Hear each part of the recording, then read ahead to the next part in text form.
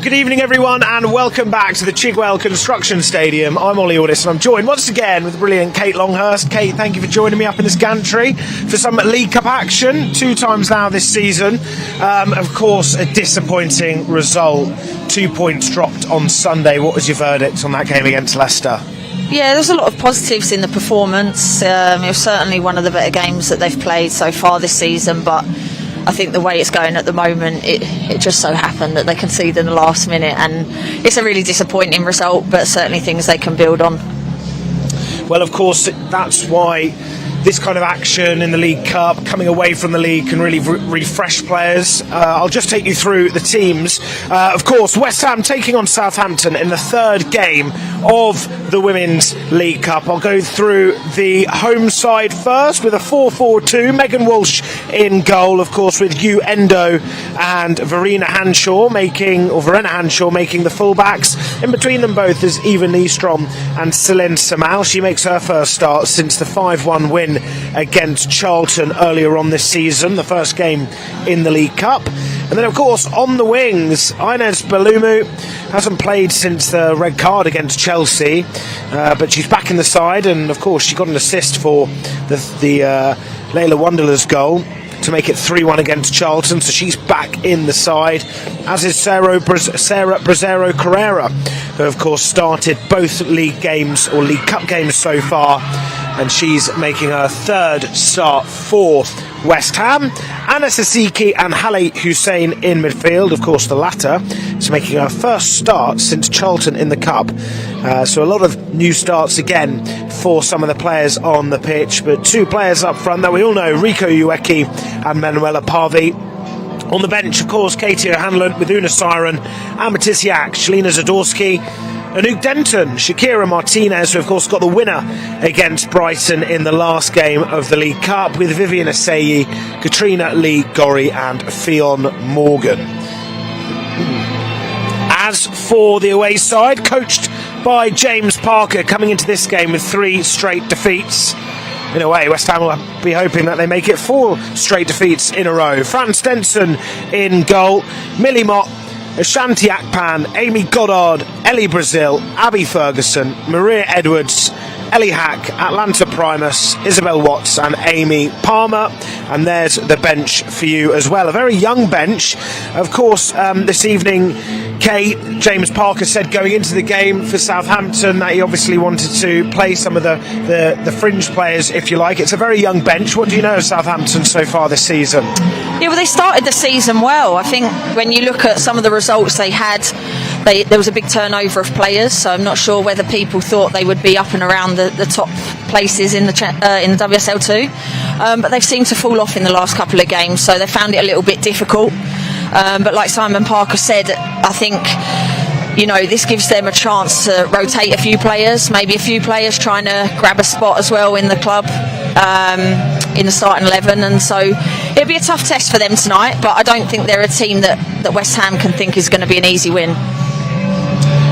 Of course, currently situated 5th in the league. They've just come off the back of 2 defeats to 2 of your previous clubs, Kate, in Charlton and Nottingham Forest. Had a really disappointing game against Forest where of course they were 2-1 up and then conceded 2 in just a space of 2 minutes, and then more recently just lost to Charlton 2-1 at the weekend. As for West Ham though, of course we were just saying about this game, of course, being a bit of a break from the league action. Unfortunately, Kate, the last time we were here, we were hoping, and we were saying the same about, of course, going into this League Cup, getting away from the WSL action could be a bit of a nice refresh. Unfortunately, that win against Brighton didn't really kickstart any sort of winning momentum in the league. But what do you think going into this game will be going through those players' minds? Well, it's another chance to get a win. I don't think, since they played Brighton and they beat Brighton, I don't think they've done too badly in terms of their performances. Obviously, the results haven't been quite what they wanted. But again, it's the same for West Ham as it is for Southampton. For them to make 10 changes, it now gives players a chance to show what they're about and what they can do. And for some of them, it's maybe their first start in a long time. So I think individually they have to look at it as, right, this is an opportunity I can try and take. as a team, it's another chance to try and get that feel-good factor and get a win under their belts, because they've got a very important game coming up Sunday against Everton. So if they can get a win here, I do believe it does help them going into that game Sunday. But again, I think individually it's a chance for a lot of players to try and prove themselves. Of course, and Ali Hussein in that midfield said earlier that she's making her first start since Charlton in the Cup. What have you made of her, I suppose, her progress since signing for West Ham? Yeah, she's been here a long time now. I was here when she signed from Arsenal and had a lot of expectation on her. I think as a youngster, she was certainly someone that, you know, had a name in the game and someone that could potentially be a starter for West Ham. It hasn't quite happened so far for her, but she is still very young. She's had a couple of loans as well, so it's a good opportunity for her today. It's opposition that she will have faced before as well, from being on loan to a WSL2 team. So it's a good opportunity for her, and hopefully we can see her range of passing, because that is one of her strengths, and she can have a good game tonight. Of course, with Sarah Bracero Carrera, she's started both League Cup games. It's another chance for her to show what she's made of. What have you made since she signed from, of course, Estoril in the summer as well? Yeah, I think she'll be disappointed she hasn't really had many minutes in the league, and it's very hard when you come to a new club. But again, she's another young player, an exciting talent. You know, she's played games with England's under-23, so it shows that she has a lot of potential. And it's up to her today to kind of prove what she's all about. I haven't seen too much of her, but I'm excited to see what she can bring today. Yeah, absolutely. And of course, Southampton coming into this game now 5th in the league, as they're just in their little huddle there. A few changes to their starting lineup. Of course, Ellie Hack in the heart of that defence, someone who James Parker, the head coach, knows well, with both of them having been associated with Lewis in previous seasons. Of course, Sarah Bracero Carrera was a former teammate of Ellie Hack, as well as they both played for Lewis in the 2023-24 campaign. So Ellie Hack will try and keep Carrera at bay. Amy Goddard's back in the lineup, having signed from Sunderland in the summer. She, of course, teams up with Hack in the centre of defence, with Millie Mott on the left and Isabel Watts on the right. So players ready and waiting. Not as many Southampton fans as there were Brighton when we came here just over a month ago, but you can commend them for their journey up to Dagenham. I'm sure we'll be hearing some of their classic chants of When the Saints Go Marching In, which will rival Forever Blowing from the West Ham fans, as we're just waiting for proceedings to be kicked underway. And of course, Kate, in the last game against Brighton, West Ham was sort of on the back foot for the majority of the game, but they did look dangerous when they tried to get forward on some occasions, especially in the second half when things started to open up for them. How can you see the start of this game going if you were to get your crystal ball out? Well, I think when they played Brighton before, you could see that they were a little bit low on confidence, and Brighton started dictating the pace and the tempo of the game. Whereas I think today, because they are the WSL club, they should be looking to stamp their authority early on in the game if they can, getting hold of the ball. Obviously, it's a bit of a broken up start with that early clash of heads, but I think for them it's important to get off to a good start, because what they want to do is put Southampton on the back foot as much as they can. They don't want to let Southampton get into their final third. So I'm expecting them to try and keep the ball and be calm under pressure, and then look to attack when they can. And as for Southampton, not to disrespect them too much just being in the league below, but would you say it's a case of just obviously staying in the game and really just being tidy with their defending? Yeah, I think it's difficult when you come as a WSL2 team. I did it when I was at Charlton, and your perspective of the game changes slightly when you're the underdog. But for a lot of these players, they'll be looking to show what they can do as well. They want to be WSL players. A lot of them have actually got experience within the WSL. And so I don't think they'll be frightened coming here. They'll look at West Ham's position in the league, and they'll be believing that they can definitely get 3 points if they can play well here. Well, for a second you can see the good press there from Ellie Brazil. who's one of the more senior players in this Southampton side, and she's only 26, which shows the youth that James Parker has at his disposal. She signed from Charlton in the summer, scored 8 goals in 17 games for them last season. Previously of Charlton, she was at Brighton, Tottenham and Fiorentina. Do you know much about Ellie Brazil? Yes, even though she's only 26, she feels like she's been around for a long, long time. Unfortunately, she's suffered quite a few bad knee injuries as well, which I think has hampered her. She was definitely a bright spark when she was at Brighton. She's got electric pace, she's so quick, but she's also a really calm finisher. So I think if she can get a lot of the ball tonight in behind, she could really cause West Ham some problems. She's a tall presence as well. She just slots herself in between both centre-halves, and here could be the first opportunity, as it is Southampton to get the first shot on goal. Good hands there from Megan Walsh. But warning signs shown from the left-hand side, Kate. Yeah, they've got off to a good start, Southampton. They're the ones looking to break forward at the moment. West Ham can't quite get themselves into the game at the moment. But I like the width that Southampton are creating, because it actually creates some space centrally for them as well, for those balls to open up. That was a bit of an awkward challenge there.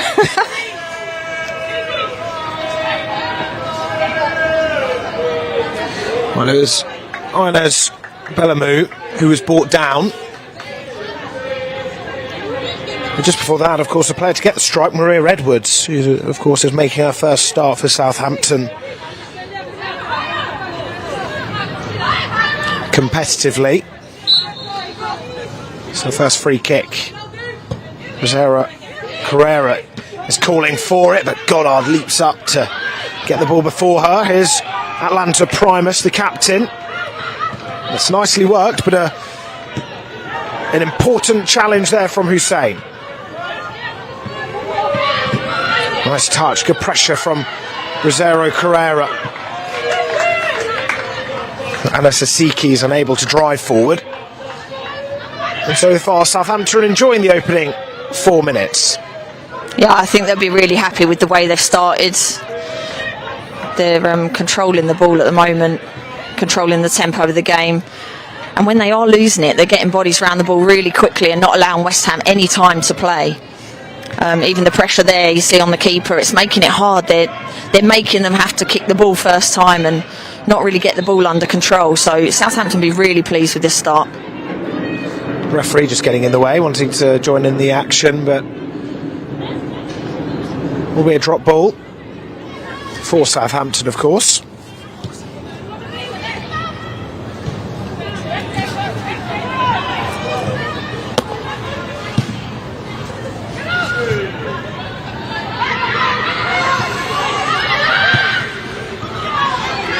Here's Ueki down the right hand side as Endo tries to get a ball in. First real chance for West Ham to get forward as Ueki's trying to make an option. Nice footwork here from Pavi. Yeah, I would have liked to see West Ham continue the press there. They've backed off and allowed Southampton to have the ball under no pressure again, whereas if they could have counter-pressed them there, then it puts Southampton in a difficult position, but they've just allowed them to get set. And just makes it harder for West Ham to get hold of the ball. Here's Goddard. Both players believe it was theirs. Slight delay there from the assistant referee on this near side. I think the referee was sort of looking over to him, waiting for him to make a decision. He did, and it goes the way of Southampton.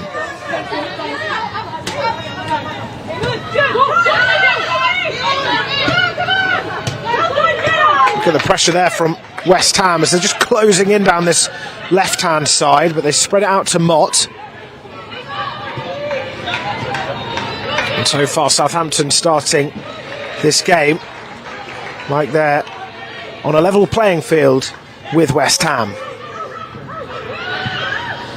Nicely found to Palmer. Edwards sprinting over as Brazil waits in the box. It's unable to get to her. And Celine Samal clearing it away first time.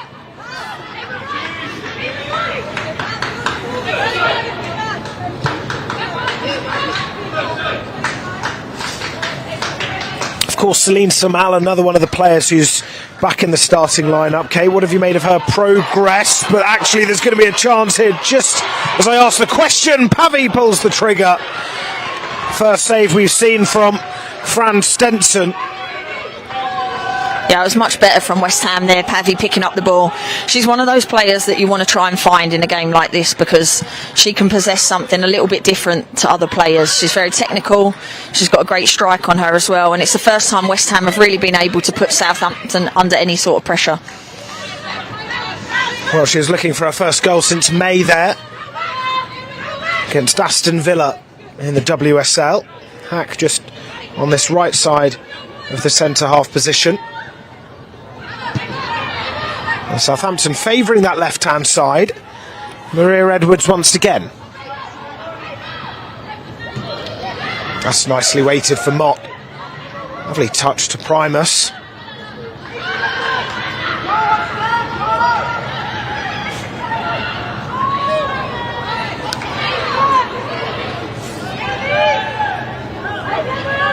Here is Samal. So just before that opportunity, Kate, Celine Samal back in the lineup. What have you made of her progress?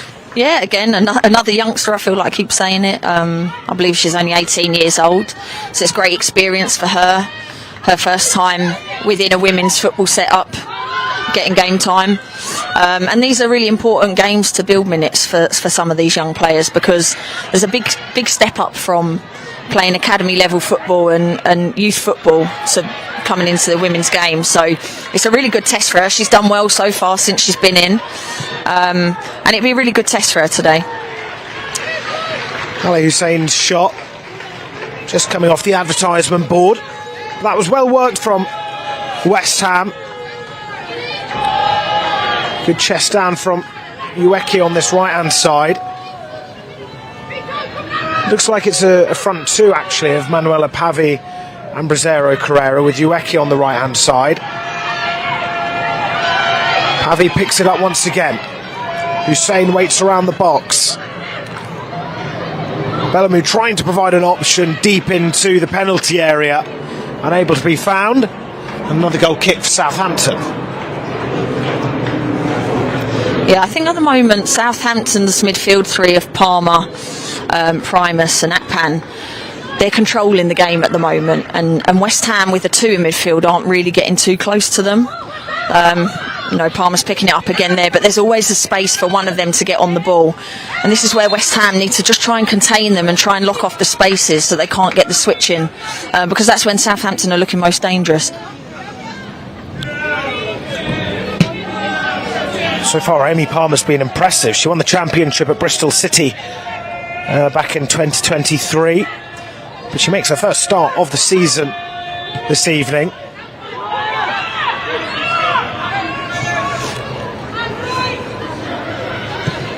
All the way back to Walsh. Ueki's layoff, almost finding Hussein, sliding in over towards Endo. Pavy's had a lively start so far in the opening 10.5 minutes.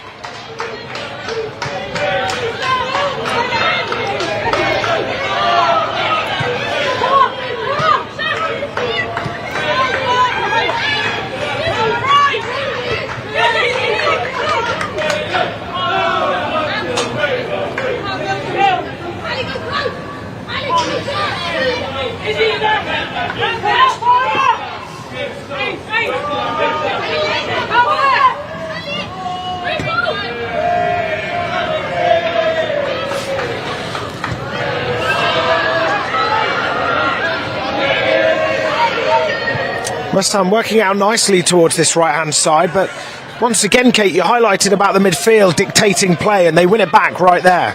Yeah, the spaces are wider for West Ham at the moment when they're getting out, but they've got to switch the ball quicker. I think they're taking just one touch too many. You see Bellamy out this side, Endo out the other side. They can actually have a lot of space if West Ham can work the switch quickly. But at the moment, it's just a little bit too sloppy on the ball. You even see it from Nystrom there. Just need to play it with a better tempo and find those passes, because once they can find the passes in to out, I think they'll have a lot of space and a lot of joy. Can that just be coincidence of how they've set up, or I suppose is it down to the way that Southampton have just set up really well and had a really good start so far in the opening 12 here? I think it's a mix of both. I think Southampton are setting up well. They're not allowing them to play through central areas, so they are getting tights in when they're trying to play it in there. But I also think West Ham made a lot of changes, so sometimes the connections between players, it's not always so easy to find each other when you haven't been playing with each other. So it's just positions like this. If they can get it central and then look to get the switches in, exactly like this, they're going to have a lot more joy, but they need runners going in behind as well because everything's to feet at the moment. So I feel they need to try and stretch it at some point as well. But there's certainly spaces out wide. That's a really nice pass, almost from Pavi. Good idea. For a brief moment there, West Ham looked to unlock this robust Southampton defence. Strike just wide there from Ueki. But better there, wouldn't you say, Kate? Yeah, it's getting better from West Ham. I think they're now putting Southampton under pressure, not allowing them to dictate the tempo. And you see that Southampton are making mistakes when West Ham can put them under pressure. It's now just about decision making in the final third when Ueki wins that back. There's a couple of players in the box. Maybe if she has that chance again, she's looking to pass the ball. But I don't mind them having a shot. There's been a couple of shots now, but nothing to worry Stenson in goal. But West Ham are trying to take control of the game now. Well, the goalkeeper they're trying to beat in Fran Stenson has played an extraordinary amount of games for Southampton, whether it's the League Cup or the League. Played 20 of the last 21 games, and the second to last game she was absent was in fact this fixture last season in the League Cup, where West Ham did win 3-0. So 2 seasons in a row these two have met in this same competition. West Ham are just starting to find their feet in this game after a strong opener from Southampton, who looks to be on the front foot once more. Brazil up against Nystrom. Primus on the floor. Good determination there shown from Ueki. Almost finding Brazil, the opponent. But Brazero Carrera with a nice idea just in front of Bellamou. Could have perhaps just held on to that for a bit longer. Yeah, I think it was the right idea, but the execution of the pass has obviously overhit it. But they're the areas that they need to try and exploit Southampton. I think, Southampton are doing the same at the moment. They're giving it away when they're getting some opportunities to really attack West Ham and getting some good areas. Primus just overhitting the last one. She's getting herself into some really good areas, but it's about finding that final pass. Well, that pass from Palmer straight out for West Ham, which they'll welcome. Inez Bellamou goes to take the throw. Of course, recently won the Algerian Player of the Year award, and of course for a performance in the Women's AFCON tournament this summer, where they didn't concede a single goal, but unfortunately were knocked out in the quarter-finals on penalties to Ghana following a 0-0 draw.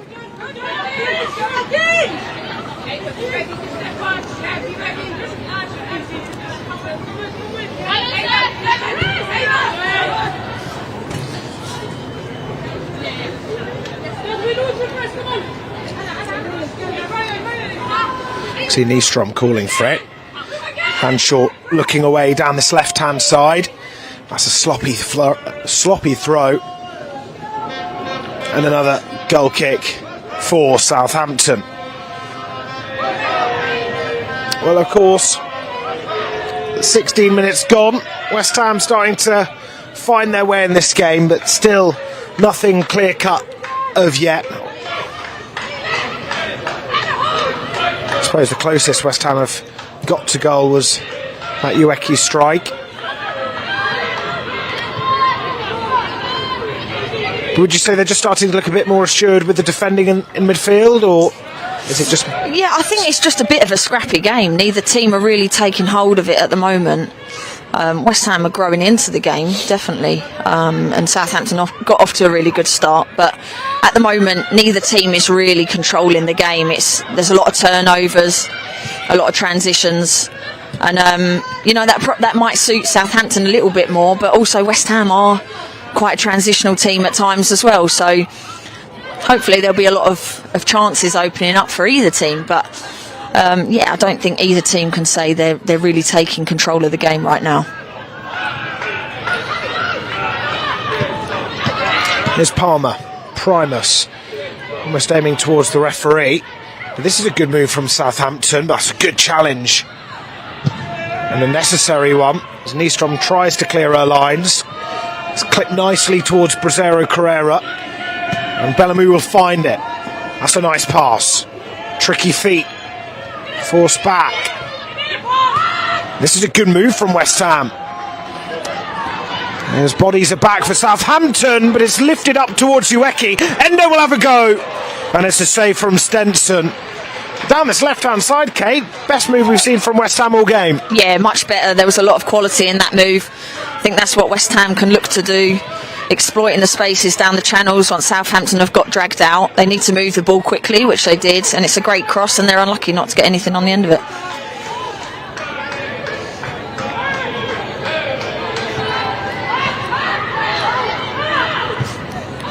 There's Samau back to Walsh.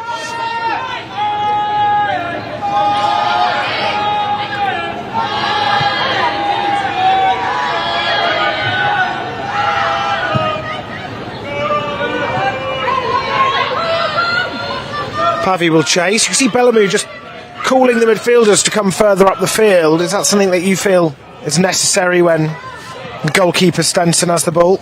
Yeah, I mean, if their back line can get up to the halfway line, it helps the distances that they can cover when they're going to press and when they're trying to contain them. So, the back four need to try and get up as quick as possible, and I think Bellamy's sort of screaming at them to do that. But West Ham are sort of mixing between a back four and a back five, and can't really see what way they're set up. I mean, it looks like a back five at times, but Bellamy's the one that will go a little bit higher, but they're not afraid to drop into that back five, even when they have possession. I felt like for a brief moment as well, just a couple of moments ago, Ueki was kind of playing like a third striker, if you like, where they've got a front three as well.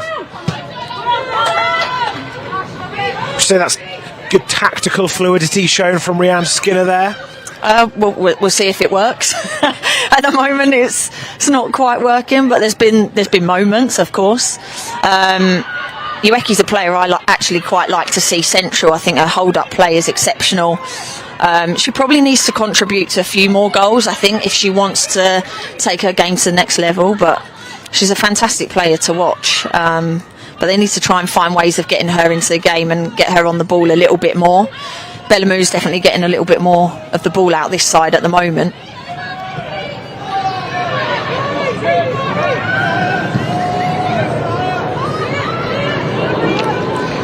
Goddard put under some pressure from Carrera.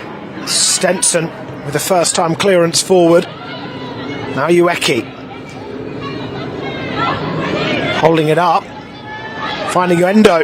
There's Bracero Carrera. Goddard gets there before Carrera could have a chance. That was a really important touch from Goddard. That's what she brings this Southampton team. She's got a lot of experience. Seen her play at Sunderland, Southampton this season.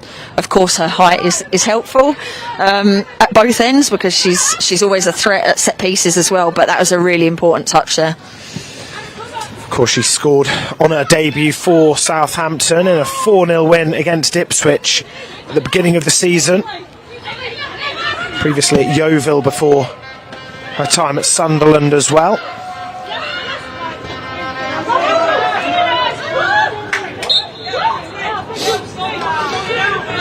Some frustrations are being shown. Goes in the way of West Ham. See Goddard just organising from the back.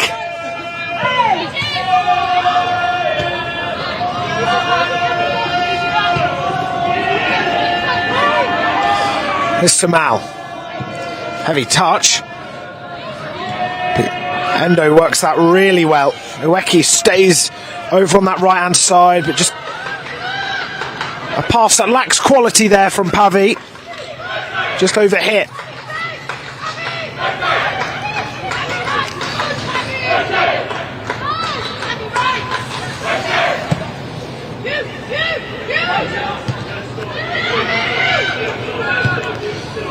Here's Brazil.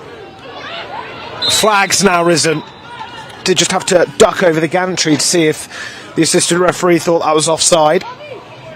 But you can see how they can look dangerous at times, Southampton. They're starting to counter more. In the first 5 to 10 minutes, they were on top.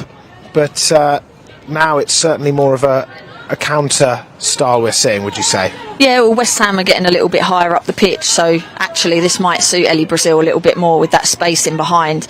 And they're the balls they need to try and find once West Ham's fullbacks get dragged out.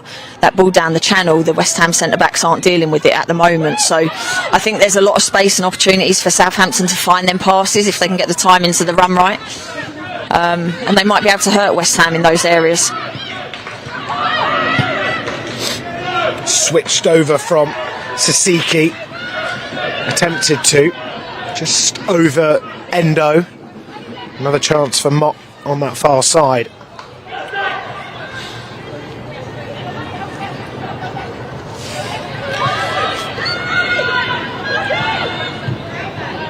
It's Primus.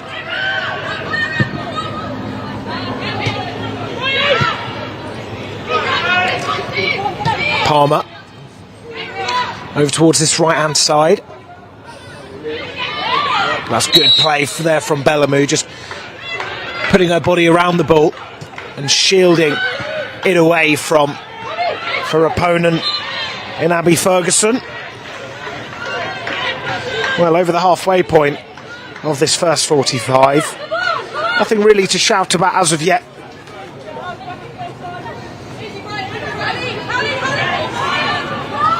Of course, in the last game we covered, Kate, Brighton was certainly on top in that first half, but West Ham really showed what they can do in that second and finished it very positively. Yeah, it was a different sort of game. I think one where West Ham were on the back foot for a lot of it, and that's kind of how they started this game. But as the game's gone on, I think West Ham are starting to take a little bit more control of the game. But I think Southampton would be really happy with the first 24 minutes of the game because they've caused West Ham some problems without really having too many chances. They've caused West Ham problems in behind, but also they've looked pretty steady and not really allowed West Ham too many chances. So I think they'll be very happy. Set pieces, from watching Southampton this season, they're very good at scoring them. I don't know how good they are at defending them, but they'll be disappointed that they've given a free kick in this area. Well, time will tell with Simon Parker's tactics. Unsure who James Parker is. Might be his assistant.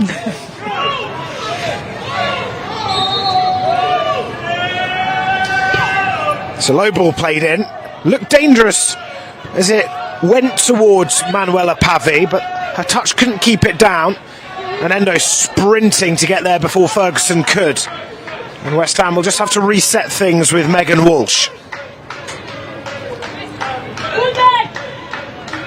Nice idea with the free kick, would you say, or was it slightly mishit? And I think she probably is looking for that. The execution wasn't great because they didn't get anything out of it. But, you know, if they've been looking at the analysis and seen that there's a space at that front post, then it's a great idea if they can get it to work. But it's an opportunity missed. Just need to take care of these passes from the midfield, trying to find their wing-backs a few times now. They've overhit it. They need to look after those passes a little bit better. I was just thinking the same. Happened on a couple of occasions now, especially down this near side. Hold-up play from Brazero Carrera looks promising. She plays the safe option.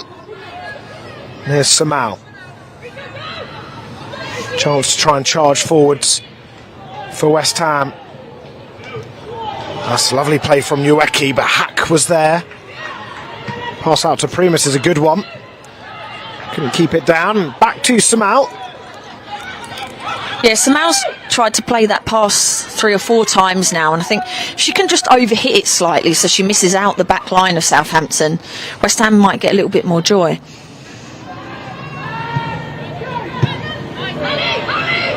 It's a good layoff.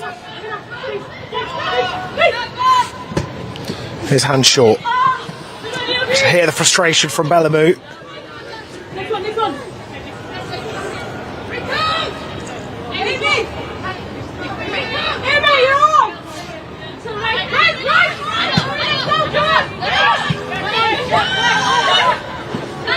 Sasiki. Ueki trying to provide an option in front of Sasiki, but she plays it back to Samal. Hussein and Sasiki in quite close proximity to one another, but here is Hussein. Once again, this is a good move from West Ham. Down the wing, trying to find Pavi, but Hack blocked the chance, so another corner. Yeah, it's much better from West Ham. More patience, trying to find the passes. It's a great through ball from Hussein as well. Gives them a chance now with another set piece. It happened earlier on in the game, I feel, when West Ham just suddenly get things going and find the players with that intricate play. They really can cause Southampton trouble. Still just need to have that execution when it gets towards the box. And talking about the box, I think there's an issue between Pavi and one of the Southampton players. The referee feeling the need to go over and have a chat with that cohort by the touchline. But here's a chance for West Ham just before the half-hour mark to try and go a goal up, punched away by Stenson, laid off by Ferguson, but quite risky in that pass. It looked like it could have been so promising, but now it'll give a chance for Abby Palmer to sprint down the line. Unfortunately for the Hammers, it's picked up by Sasiki, and the ball could come over this way, and I thought it was about to hit my laptop, but I wouldn't have minded. That was pretty cool. I would have headed that if it was a little bit higher, but I might have fallen off of here. She's trying to play it to you, see if you still got your touch.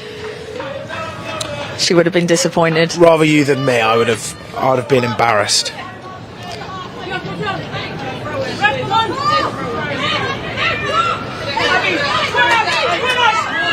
Well, it was a nice idea when I think it was Ueki tried laying it off, and then it just ended up coming all the way down and picked up by Abby Palmer. But it was a dangerous corner, caused them some issue, but nothing too dangerous to concede. Yeah, I think you can see now West Ham are really growing into the game, and they're starting to dictate play now, but it's just about making it count when you're on top as well. We saw this on Sunday against Leicester. Even more so, they probably had more of the ball and more opportunities, and they need to find the back of the net when they're starting to get on top. So West Ham will be looking at this now as an opportunity. Southampton are starting to drop back. Their midfield aren't dictating the game as much as they were. So yeah, it's an opportunity now for West Ham to try and make strides forward, trying to get that goal. Of course, that's what Layla Wanderler was saying, the 19-year-old. He's currently on the bench. She was saying, of course, after she came on as a substitute against Leicester, she was very proud of it, but also she highlighted how the team just need to be more efficient in the last third and score more goals, which sounds easy on paper, doesn't it? But realistically, applying it, much tougher. It's always easy when it's on paper. We're all experts, we all know what we should be doing, but as soon as you're on the pitch, it's definitely a lot harder. Here's Hanshaw. Primus almost intercepted that, but Hussein will send one over towards Endo. That's a nice touchdown. Over towards Ueki. Good hold-up play once again. Now Pavi. Endo making a run, who'll then send one in. Like Wanderler said, it's just about being efficient in that final third. Just couldn't get the execution for that ball clipped over towards this left-hand side. Of course, it's still got over an hour left of play. But if this game results in a draw after the 90 minutes, then it will go to penalties, no extra time. And the winner picks up an extra point. And we'll have the chance to walk away with just the two. Free kick taken quickly, too quick for the referee's liking, and it'll just be pulled back.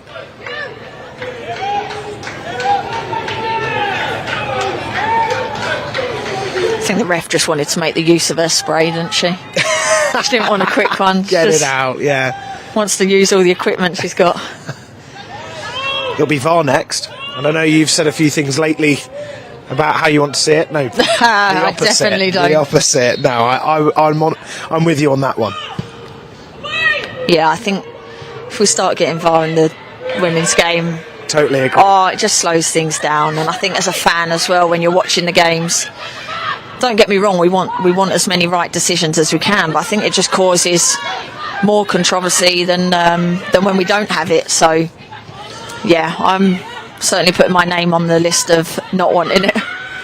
Me too. And what's football without a ref's mistake and Totally. being able to have a little dig at them? It's just taking the decision making, the controversy of the decision making from the pitch. The issue's still there, but it's just for people lobbed over in Stockley Park. Yeah, and I think the standard of refereeing in the women's game is definitely getting better because they've got more access to analysis of games. They're more full time. I know they have feedback on each other's games as well, so it's definitely getting better, but they're also human and they're going to make mistakes, and I think that was evident at the weekend when we saw some of the high profile decisions. But for me, football is, when you're a player you make a lot of mistakes. I want to see the rawness of the game because the talking points are the decisions after the game, and you don't want decisions because of inconsistencies. I'd rather them be just on mistakes. Totally. Don't want it to become some sort of computer generated, everything's perfect, but also at the same time robotic sort of style of officiating. And it's also the waiting around in the ground for the final decision to be made. So far that's a big plus of the women's game, and of course other competitions that don't have video assistant referee.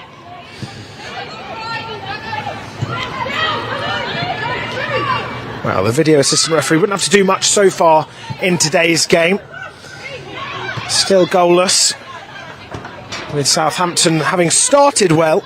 West Ham are certainly playing with the ball more, meaning Southampton are having to try and hit them on the counter when they get a chance. But that's a lovely touch from Pavi as she pops up on the right. Ueki more central now, and here she is.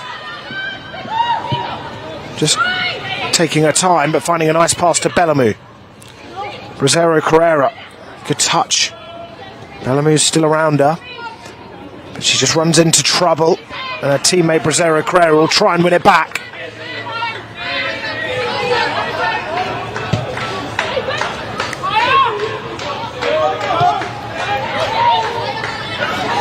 Yeah, I think you can see now Southampton are getting pushed back a little bit more, and I was actually thinking a couple of minutes ago Southampton were doing the right thing in terms of keeping the ball for longer, not looking to hit their front players as quick, and maybe having a little bit more possession in the midfield. But they're starting to push their wingers back as well. Ferguson's having to double up. She's working really hard to get back in. And the more West Ham can push Southampton back, they might just be able to find the gap centrally.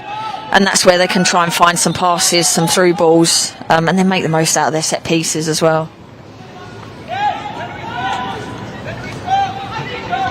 I think the third corner of the game for West Ham. They got close last time, albeit they didn't find a head of a West Ham player.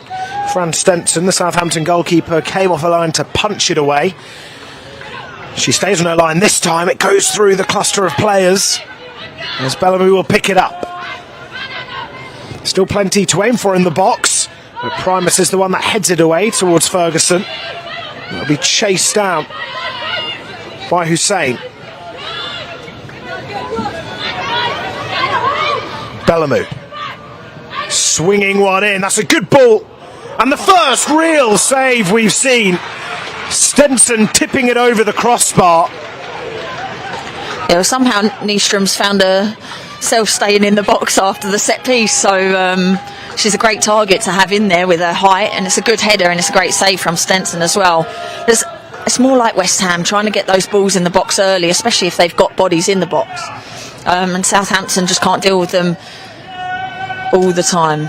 And it showed the issue they just caused there. That's the closest West Ham have got to goal. Nystrom still looking for a first goal of the season. This is another dangerous delivery, another punch from Stenson. As Palmer chases up against Nystrom. He'll try and provide one this time, in towards Pavi.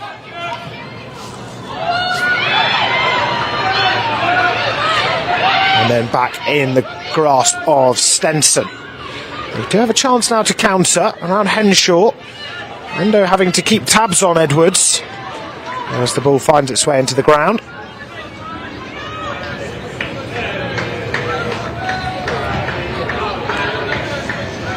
Yeah, from that ball, Ueki seemed convinced there was a pull on her from Goddard, I think it was, but the referee didn't see it, and I mean, without replays, I can't see it too much, but she looked quite adamant that there was a pull on her there.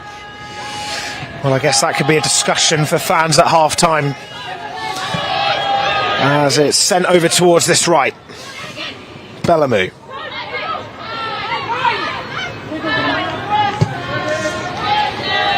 That ball's too much for Ueki. So 7.5 minutes left of the first half. Of course, there's one more game in the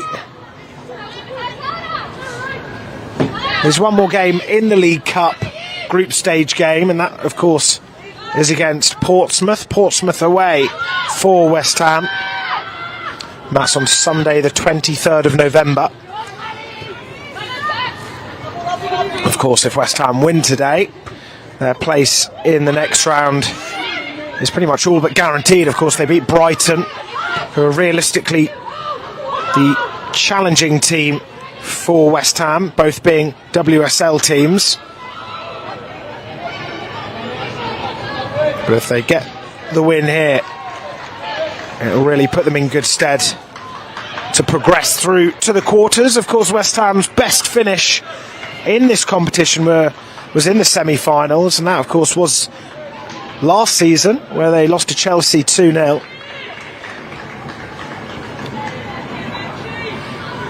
Speaking of Chelsea, didn't realise 33 games unbeaten. Yes, not bad, is it? Not a bad result for Wouldn't mind Van if West Ham could do that.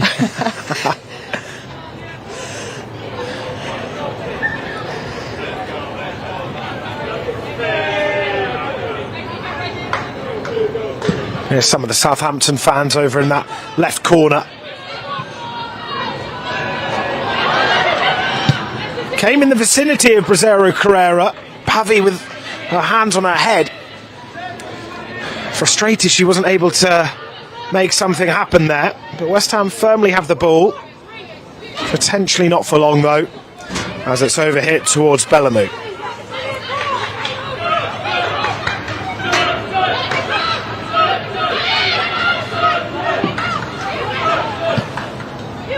Primus. Southampton looking to try and finish the half strongly, just like they started it, and there's a chance at that back post.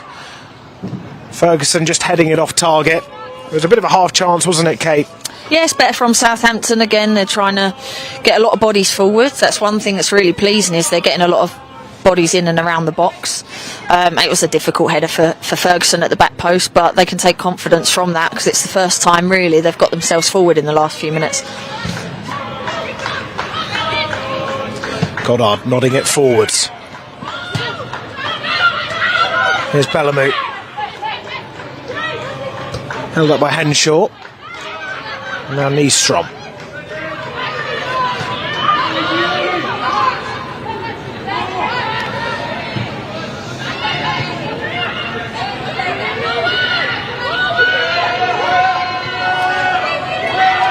Pavi up against Goddard, gets the better of her, takes it to the byline, but also the ball out of play alongside her. That was good work though from Pavi, slightly ambitious, just couldn't quite keep the ball in her grasp. Well, 4 minutes left of this first half, Kate. Hasn't really had chances and pretty football, it has to be said, but what do you make of West Ham's performance from start to now?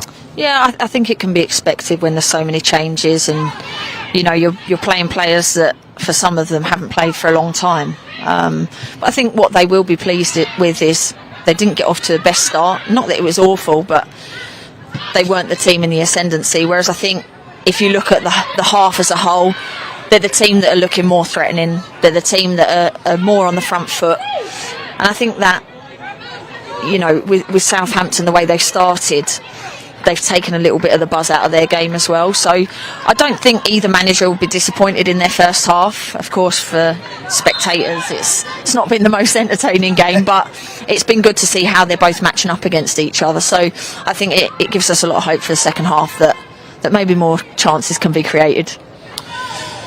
Well, of course, a pretty stacked bench for Southampton, albeit a lot of youngsters, a lot of players who have had success in the league this season.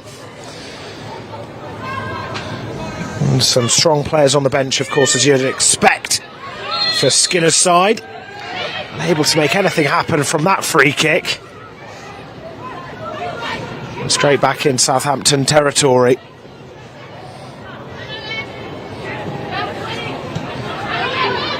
Of course, Southampton going into this game, having just come off the back of 3 defeats, but they look like an assured team, especially, would you say, Kate? Yeah, I think the standard WSL2 has got so much better over the years as well. You know, with the teams being full-time, it allows players to be so much better. A lot of players that have dropped down a division as well, that have had experience in the WSL. So, you know, no game for a WSL team is a walkover anymore.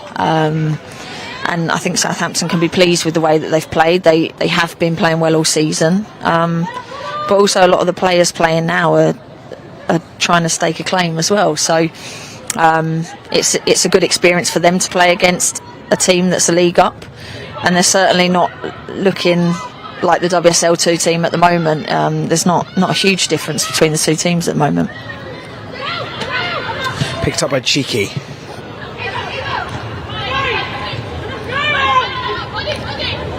Cheeky just trying to put in a foot, and that's a good strong challenge from Nystrom. Does find its way to a Southampton player on this right hand side. Right hand short. Winning it back.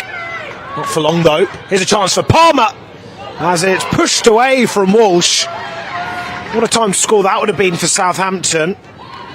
Yeah, I'm not sure if there was contact on Ferguson there. It could have been a penalty for Southampton. Dangling a leg out, she's invited her to fall over. I don't know how much contact there was, but it was definitely a dangerous challenge, shall we say, in terms of being in the penalty box and potentially giving the foul away. Well, if there was VAR, I'm sure we'd be waiting right now for the next 8 minutes. And that's why we don't want it. That's why we don't want it, especially considering West Ham would have conceded it there. So under 40 seconds left of the first half. I'm sure with how much stoppage time there will be, as there have been very few stoppages in this first half. I think there was a slight clash of heads right at the beginning, but apart from that, it's simply just be when the ball's been out of play. Here's Walsh. Brazil, who had an energetic start, hasn't really seen much of the ball, but could she have a chance now? As the player goes for it, Edwards, the one to test Walsh. 2 chances for Southampton out of nowhere, really, it feels, Kate. Yeah, I like the confidence of Edwards there as well. She's seen that, Walsh has had to come off her line to clear the ball. She might as well have a go. It's so close to half-time.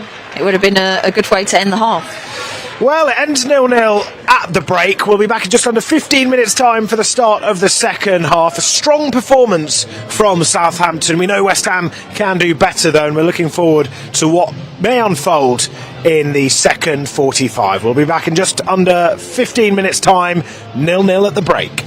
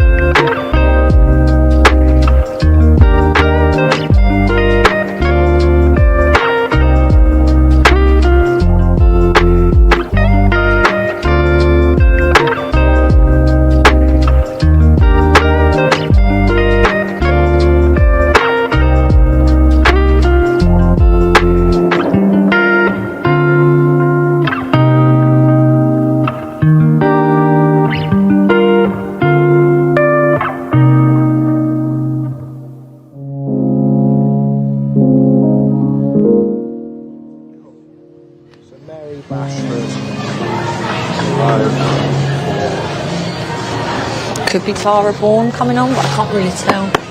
Who's that one? Oh no, number 20. Well, welcome back everyone. The start of the second half almost underway.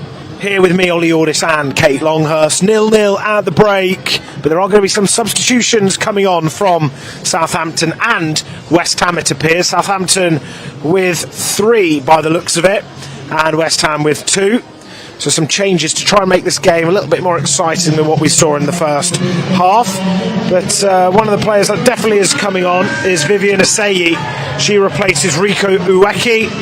And also coming on, number 18, Anouk Denton for Endo. Was that number 2 they put up? Yeah. Yes, right, brilliant. So Endo off and Rico Uweki replaced by Vivian Asayi and Anouk Denton.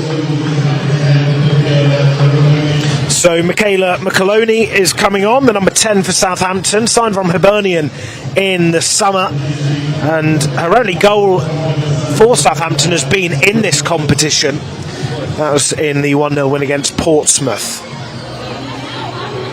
So Michaela McAloney, and then it's the end of the action for Amy Palmer, as she is replaced by Mary Bashford. Mary Bashford, the number 14, who you said you played with. And Esther Roberts, number 35, who started in both League Cup games.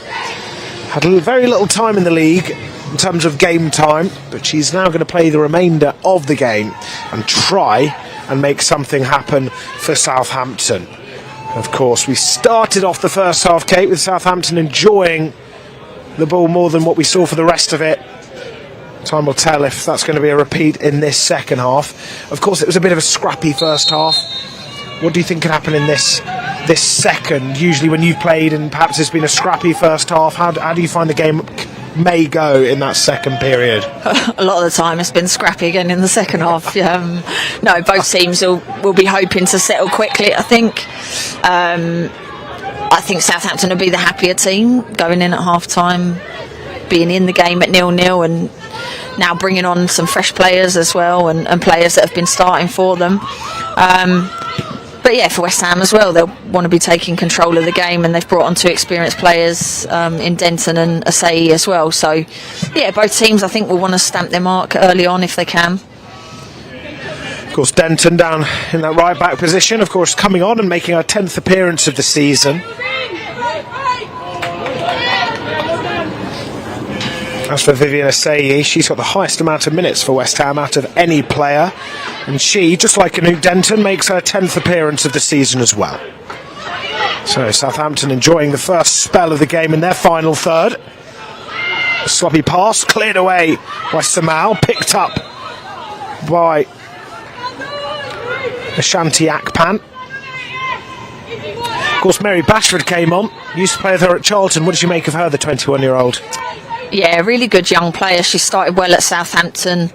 She wasn't really a goal scorer when I was at Charlton with her, and I think in her first game she got 2, so I was quite surprised to see that. But a great character, a really humble girl, and someone with a lot of potential. So I think she can go really far. She works really hard.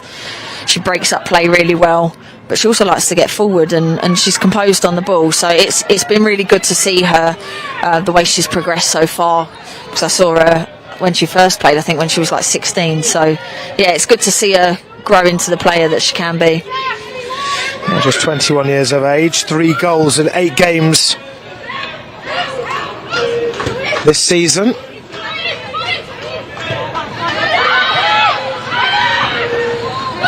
It's cheeky, trying to find Bellamy on that left-hand side. Once again, another overhit pass, which was a bit of a theme from the centre of midfield for West Ham in the first half. There's Goddard back to Stenton. You can hear Megan Walsh shouting out to Manuela Pave, ordering her to come down this right-hand side.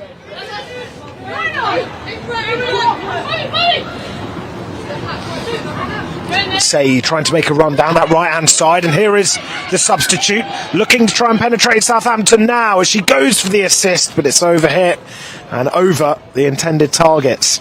Yeah, it's really poor from Asai. She's a better player than that.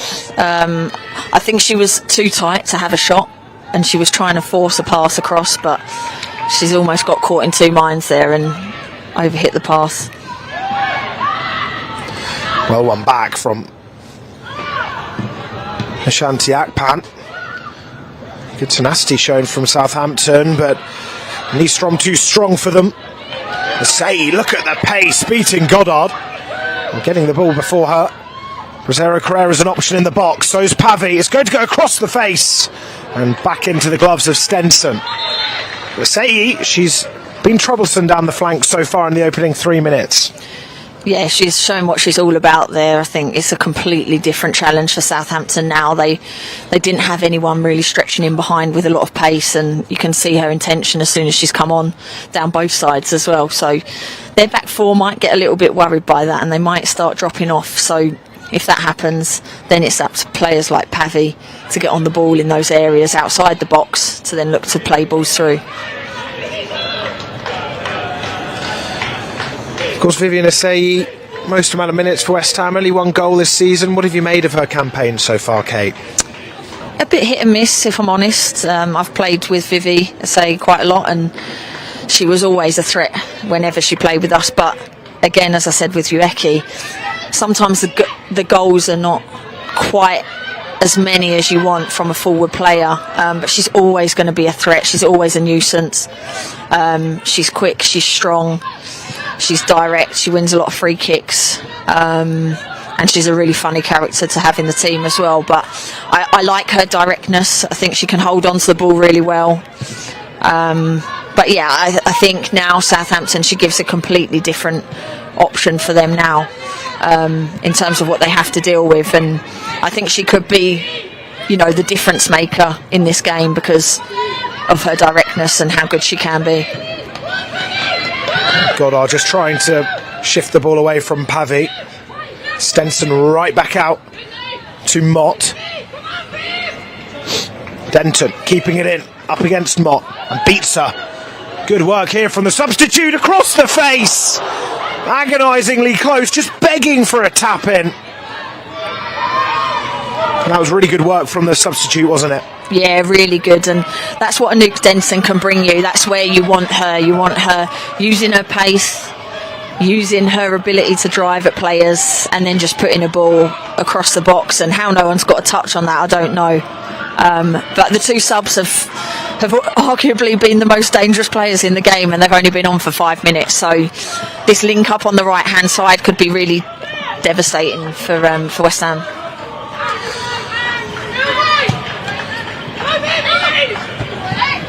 Well, in 2 occasions in the opening 6 minutes, West Ham look like they've got closer to goal than they did for the majority of the first half.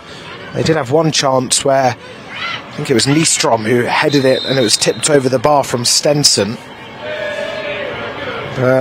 Asseyi and Denton proving to be 2 promising additions made by Rhiannon Skinner. I think Nystrom over on that far side is just down right now with a slight little injury. Well, hopefully it's little. It looks like it's her right ankle where she's got a problem. Of course, we're saying at half-time, Kate, about the upcoming fixtures for West Ham and how big they really are. Of course, Everton come to East London on Sunday for a big crunch match. You're saying, I think they're on 4 points at the moment. Yeah, I think Everton's a game where if they look at the fixtures that were coming up after the international break, they would be saying Leicester and Everton are the teams that they want to get points from.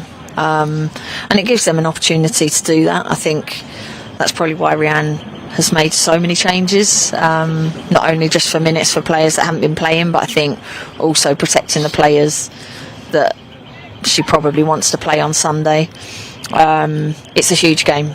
There's no two ways about it. They need to pick up points and quickly. And I think it gives them a really good opportunity to try and get their first 3 points of the season. And of course, after that, Portsmouth away. And Manchester United away is the penultimate game of 2025 for West Ham. And then the last game of this calendar year couldn't get much bigger when you look at the league table. Liverpool at home on the 14th of December. I think that's a kick-off time just 5 minutes before midday. And that really is a huge game. Of course, 2 WSL games to happen before then. West Ham will want to be as close to Liverpool, if not just in front of them, by the time they meet. So Nystrom is okay to carry on. And here is Asseyi sliding in. Looked like it could have been slightly late, or is that a bad call? Yeah, she took a bit of a heavy touch. I think she won the ball. There wasn't too many complaints from Southampton, so I think the ref just about got that right. If that was a men's game, everyone would go up raw.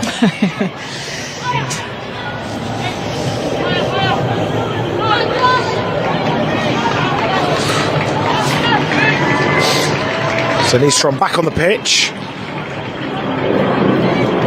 Just had to have a moment on the sidelines being assessed. As it's headed towards Mott.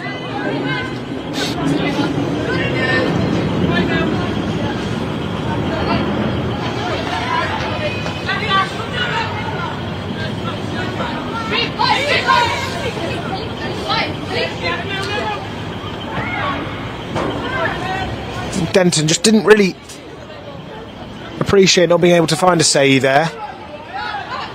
Threw it further on along down that flank rather than more in a central position where Say was. Here's Denton. Nice link up between the substitutes. Back to Denton, trying to find Pavey, but instead the left foot of Goddard clears it away. Niestrop flicked away from Chicky. Now here's Hack.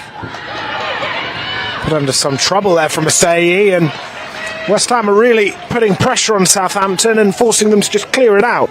Yeah, much better intensity from West Ham at the start of this second half. I think they've probably had a little bit of a rocket at half time and said you need to be more on the front foot, you need to be more aggressive, and that's exactly what they've done. But I think the two subs as well have changed the energy of the game. They've tried to get at Southampton, they're trying to create things, and now you see the tempo of the game, it's increased so much, whereas Southampton were probably dictating the pace of that first half. And now it's just about West Ham finding those passes. You know, it's happened 3 or 4 times. Can they find the passes out? Because they need to keep this intensity up and put Southampton on the back foot. Pass from Brazero Carrera, just behind Bellamy this time. A clash of heads. I think the ball just ricocheted into Chicky's head. It may have gone into the opponent as well. So a chance for both teams to just have some tactical discussions. 11 minutes into this second half. More of the Southampton players going over to Simon Parker's bench. Of course, Simon Parker became the head coach in 2025, just 39 years old. Joined after a 2-year spell in charge at Blackburn Rovers in the WSL2. Over a decade ago, he worked for Southampton and their foundation, focusing on the youth side, and then became head coach for the women's team in the National League. And his first taste of WSL2 action was at Lewes, and of course that's where he started off as an assistant and then became the main coach ahead of the 2020-2021 season. He mentioned going into today's game, following the 2-1 defeat against Charlton, it's always nice to have these games to be able to give opportunities to players that aren't getting the opportunities they deserve. He said how we won't fear anyone, and that certainly was obvious at the start of the first half, and has really been obvious throughout the whole game. Southampton have certainly come out showing that they are a team that can bring the game to West Ham when needed. And of course, as you'd expect, they have been doing more of the defending, especially in the later moments. Yeah, it'd be interesting to see if Simon Parker changes anything here. It doesn't have to be big changes, but I think down their left hand side at the moment they're getting overrun, so whether he can tweak anything, he's having a long conversation with the players now. I think in the first half Mott was having a lot of protection in front of her, but so far this second half she's sort of having to deal with 2v1s, so whether he can change that. McAloney's come on at half time, but she's maybe not giving as much protection on this left hand side, so whether he just alters something just to change that, because what he won't want is West Ham getting a lot of momentum, especially down this side with Denton and Asai. Well, they've looked strong, and the players just over on the other end of the pitch in Anna Cheeky. I think the player she may have collided with a little bit was Michaela McAloney, who of course came on. No, she's down there. But one of the Southampton players just being kept on the touchline alongside Cheeky. And of course it's Mary Bashford. Kate able to see her ex-teammate from afar there.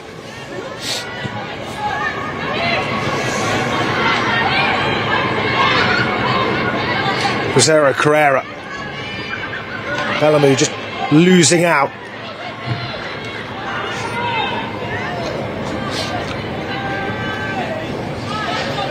Well, it looks like Shakira Martinez is about to come on as well, so adding more firepower to this squad as we just approach the hour mark.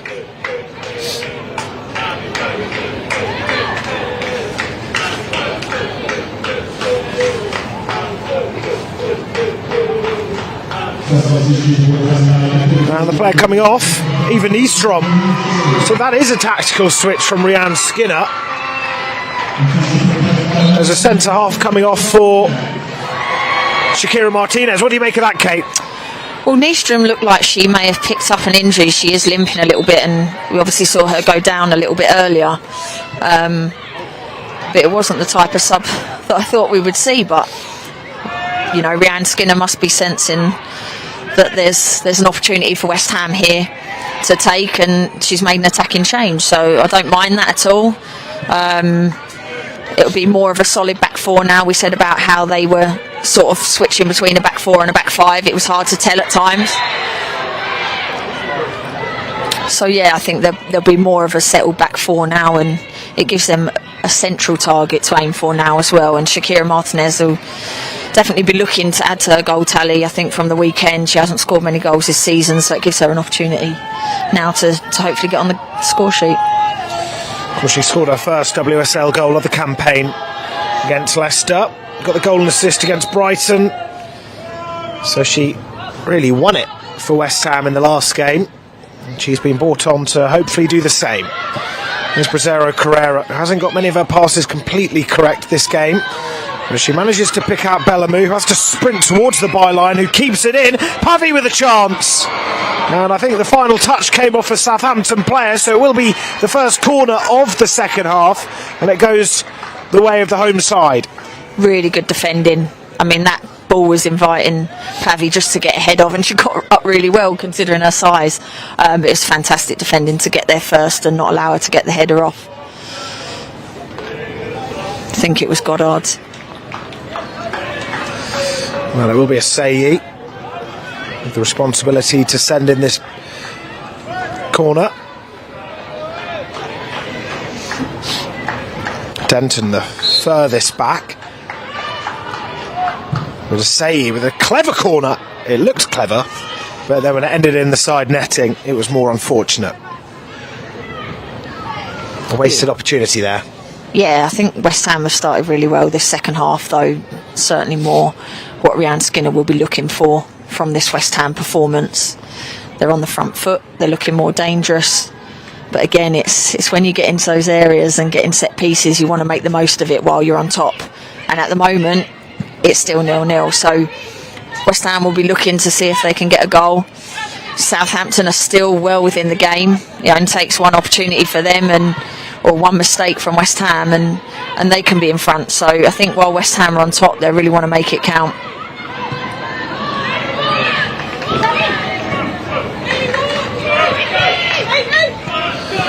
Pavey down on this right hand side. Quite a versatile player, but since Sayi and Martinez have come on, you've now got Pavey playing down this right hand side. Would you say that's somewhere she'll stay for the whole game? Yeah, she's drifting between the right hand side and central. I think since Martinez has come on, Sayi's gone down the left, which, you know, might be a blessing for Southampton because she was causing the left back all sorts of problems, but now their left back and right back have switched over anyway. So I think Mott was probably relieved that she was going to the other side. We said about Simon Parker maybe switching something and changing something, and that's what he's looked to do. But now she's got her for company again, so she might not be so happy. Well, another corner. Hopefully more success on this near side.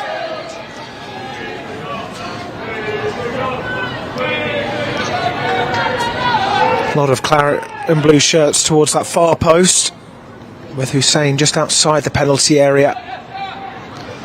Lots of runs going on, and they find the back of the net there! The substitute is Sayi, nodding it home at the near post, and West Ham take the lead just after the hour mark. We were just saying about they've got to take their opportunity when they're on top, and for the first time they've won the first contact at a set piece and they've scored a goal. So Sayi's got across their player really well there, and now it's about West Ham making sure they try and go for a second and get this game done, because it's sort of replicating what happened on Sunday, starting to take control of the game, scoring a goal. Now they need to make sure they can control the tempo of the game and see this one out. What do you think will be going through the heads of Southampton players? I know the obvious answer is frustration, but what more? I think it's hard when the momentum swings, especially when you're the team in the league below, but they'll be proud of how they've been doing so far. And there's still 25 minutes to go. They're definitely not out of this. They can still cause problems, but second half they just haven't really been able to get into West Ham's final third as much. But they're certainly not out of it. They'll be looking to try and get forward as quick as possible, I'd imagine, but that also might open up some more spaces for West Ham. So it's about staying calm, staying composed, trying to play their way back into the game. And it'll be an interesting match-up, actually, of how teams' tactics change, whether West Ham do go forward for a second or whether actually they sit back and protect what they've got. Well, Mott sends one straight into the mixer, and there could be a chance, but it was rising. Not really testing Megan Walsh in goal.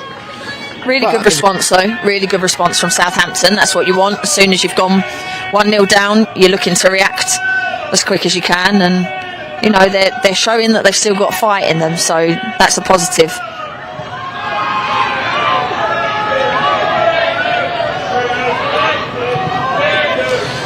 They're caught out here, but it's still got a number of players backwards for West Ham. Bellamute sliding it towards Hanshaw. Denton in a tight space. As Hussein will find Walsh. Here's Martinez looking to get her first real involvement in the game, but it was just beyond Bellamute. Two more substitutes to come on for Southampton, and that will be 26. Ruby Ray Turner to replace the number 11 Abby Ferguson. So Ruby Ray Turner, the 19-year-old who came on for the first time in 7 games against Charlton, just played 8 minutes. She'll be playing the remaining 24. And Megan Collett, the 20-year-old who started the last 4 games, has 1 goal and 1 assist in the league. She comes on to play the remainder of the game as well. Know much about the substitutes, Kate, in Megan Collett and Ruby Ray Tucker? I haven't seen too much of them, but I'm just standing here thinking players are getting younger and younger, aren't they? It's like 20-year-olds coming on, and they've already got a lot of experience within their team. So I'm sure if they've had a lot of match time, it's probably planned for them to get rested and rotated tonight. So it'll be interesting to see what they can do. Well, I'm sure with a good player coach, they'll be reaching the stars one day.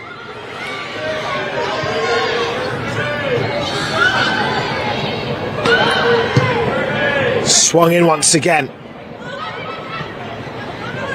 Scuffed away. Southampton look to try and win the ball back. Not for long. They do get a free kick from this, though.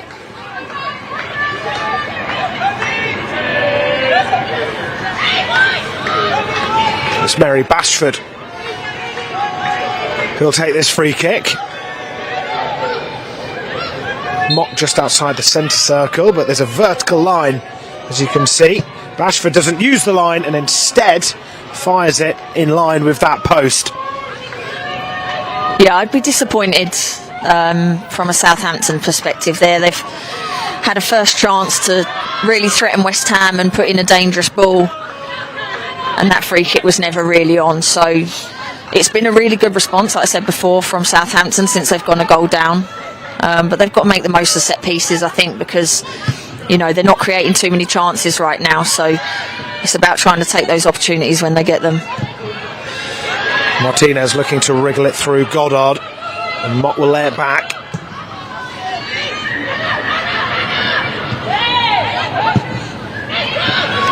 Taken over by Roberts towards that right-hand side. Here's a chance for one of the latest substitutes in Megan Collett. Winning a throw. Good defending, though, from Hanshaw.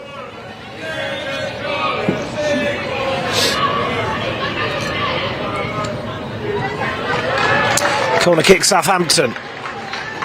And since the goal, Southampton, I feel like we've done the majority of our looking down this left.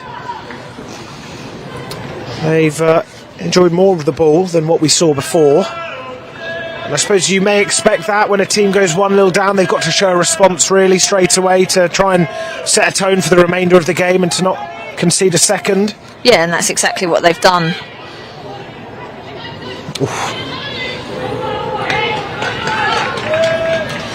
They're working themselves now, trying to pin West Ham back, and West Ham are slightly overplaying at the back, and I don't think they need to take those risks while they're being put under pressure. I think maybe actually the spaces are down the channels because their fullbacks are stepping on quite high.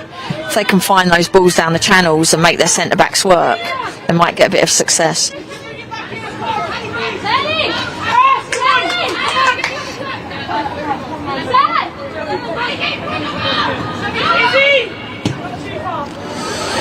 Rather hopeful there from McAloney. Just trying to swing it goalwards.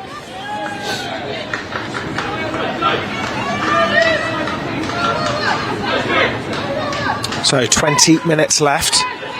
Of course, if Southampton were to get a goal, and this would finish a draw, penalty shootout is the answer.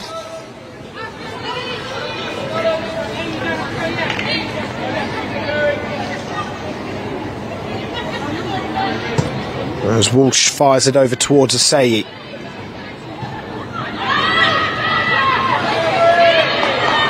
As Cheeky loses out to it, and Bashford goes for goal once again from distance.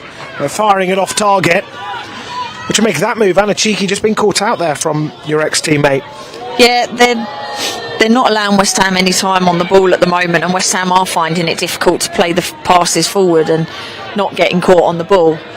And that's where West Ham have to be a bit smarter and recognise that, and that kick from Walsh is probably the pass they need to play at the moment, just to relieve a little bit of pressure, because Southampton are really building up some steam, and I think when you're getting pinned back it gives them all the momentum, so West Ham have got to find those longer passes and just push Southampton back a little bit before they can then play the passes back to feet. Well, Esther Roberts, just on a different wavelength to our other players, just tried to play that reverse pass in behind, but instead just gifting it away to West Ham. Before then, Asseyi was brought down from Goddard. She stayed down, but then that ball played in behind, aimed for Pavey, but back into the gloves of Stenson. Feels like there's been a bit of a change in formation as well for Southampton, playing with 4 attackers, it seems, across that front line, with 2 central midfielders in Bashford and Ashanti Akpan. Here's Roberts once more. Finds a player this time. He potentially looks to try and send it over towards Mott. But she's got Say onto her, who's got the better of her on a couple of occasions since coming on, but that time she finds herself into the referee's book. The first card shown of the evening for the foul on Mott.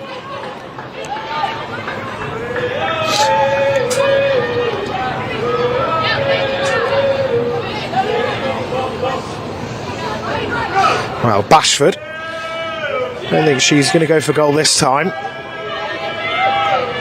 Perhaps that's where she's got her goals from, Kate, now. Fancying her chances from striking from distance and catching the goalkeeper off their line. Yeah, I think now Southampton need to be putting that ball in the box. You look at the amount of players they've got, and Goddard's free at the back as well, and she can be a real attacking threat, so if they can find that back post area. Instead, unfortunately for West Ham, it's straight back in the possession of Walsh. I felt like that wouldn't be for long. Here's Brazero Carrera holding the pass and sending it back towards Samau. This is just where West Ham need to settle now. They don't need to panic, they don't need to rush passes, just take the sting out of the game, and then when they can, that's when they can look for the penetrative passes. Bellamy. Nice idea from Martinez, just couldn't quite get the execution as Hack will send it away into the stand.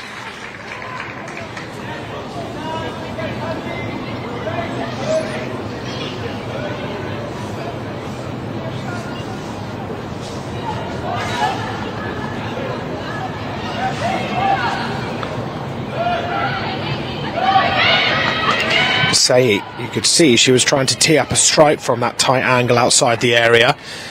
Keeps the ball over by that byline. Tricky feet there from Manuela Pavey. Now Mott. And Southampton managed to win it back from a deep area. And they come away with the throw. 15 minutes to go. And the second half certainly been more entertaining than the first, you'd say. Much better from West Ham especially. But Southampton are really building themselves back into this second half. And they'll be a little bit disappointed that they didn't go for it a bit more at the beginning of the second half, because the way they've responded, they've looked the better team. Whether that's because West Ham are not panicking on a 1-0, but they've been in this position before, and it's sometimes a bit scary to hold on to it when things aren't going well. That's a fair point. I suppose, yeah, going a goal up when you've had that recent trauma, I suppose, of then conceding so late on and having that over the course of the season at times. Scoring a goal can feel like a real positive, but then all of a sudden that's where the mind games or the mental side starts to play in. Yeah, and it's a huge part of the game. You can't ignore that. If, you know, football is about the mentality of players and when things are going well and when they're not going well. It's very difficult when you're in a situation that you're maybe not used to. That's the end of the action for Manuela Pavi, as she is replaced by Fiona Morgan, who scored against Charlton, only one goal of the season, and that came in the 5-1 win against Charlton. Absent against Brighton, but she'll play the remaining quarter of an hour here. Fiona Morgan, of course, signed from Bristol City. What have you made of her progress in West Ham colours this season? It was a slow start for her. She wasn't getting too many minutes when she first joined, and I think when you're a player that's been playing the whole time at Bristol City and was a big player for them, it's difficult when you come into a new team, but I think she's really grown into her role, and she's got a few starts in the last few games. She's very quick, she's very direct, and you know, that's what you need sometimes from a winger or a wing back, as she's been playing, but when she looks to get the ball, she'll be looking to knock it out of her feet and be as direct as possible, and that's her strength. So I'm sure she'll be looking to see if she can help finish this game off. Well, certainly those are the attributes of Asayi, who came on and you could just see from the off causing issues for Southampton. So adding another player with those attributes will hopefully push West Ham over the line as they're in search for a second. Here is Morgan, who just stretches out her leg. It almost falls to Denton. Surely! There it is! And it's Shakira Martinez who gets her third goal of the season.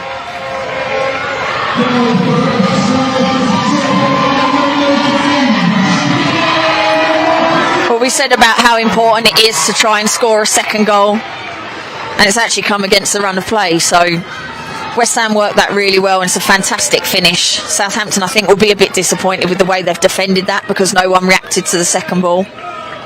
But for West Ham, that's a huge goal, because when you look at what time's left in the game, it's very difficult now for Southampton to try and get something out of this.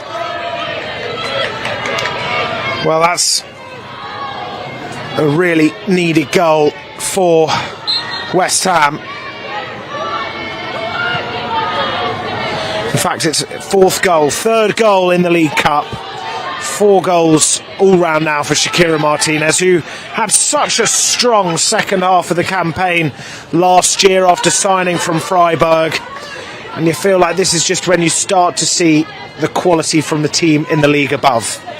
Yeah, and that's what you get when you bring on your substitutes. They change the game. The two forward players that have come on have managed to score and cause Southampton problems. And that's what you want from those players as well. When you're not playing, you've got to be ready to come on and help change the game, and it's good for the younger players or the less experienced players when you can help them out and make a big difference.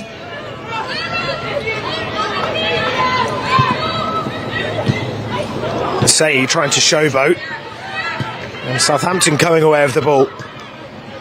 It's a nice touch, but McAloney had a lot of claret and blue around her.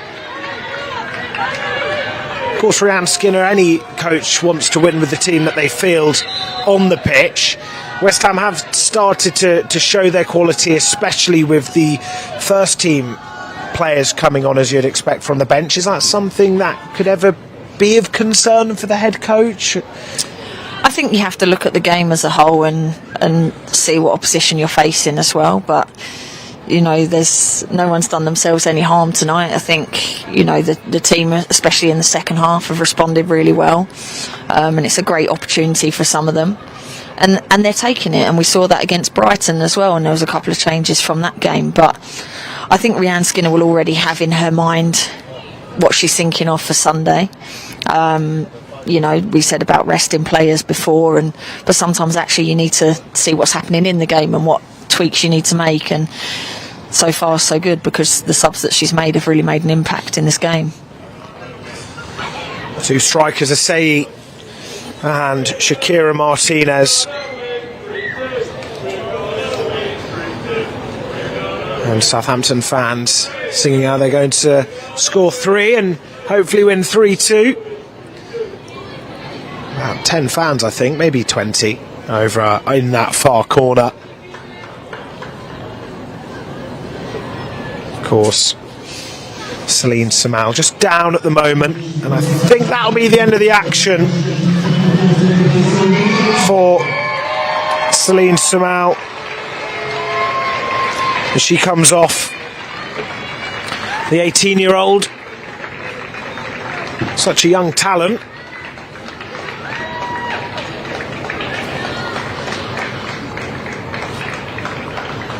Being replaced by Shalina Zadorsky.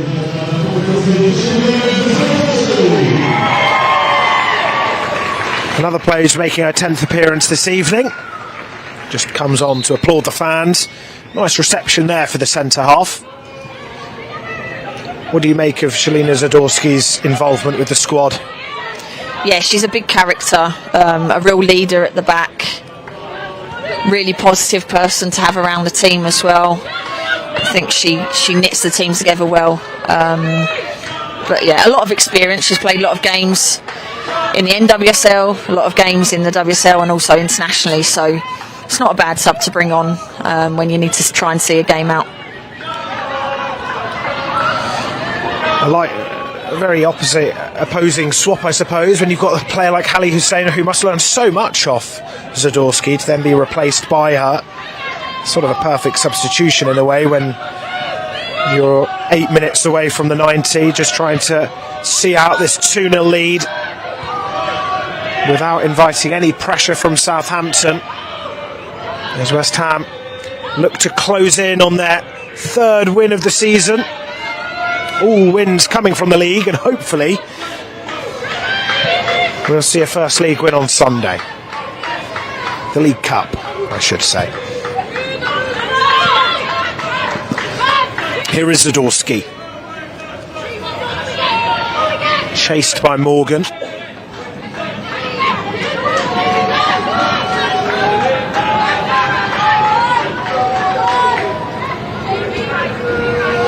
Here is Stenson.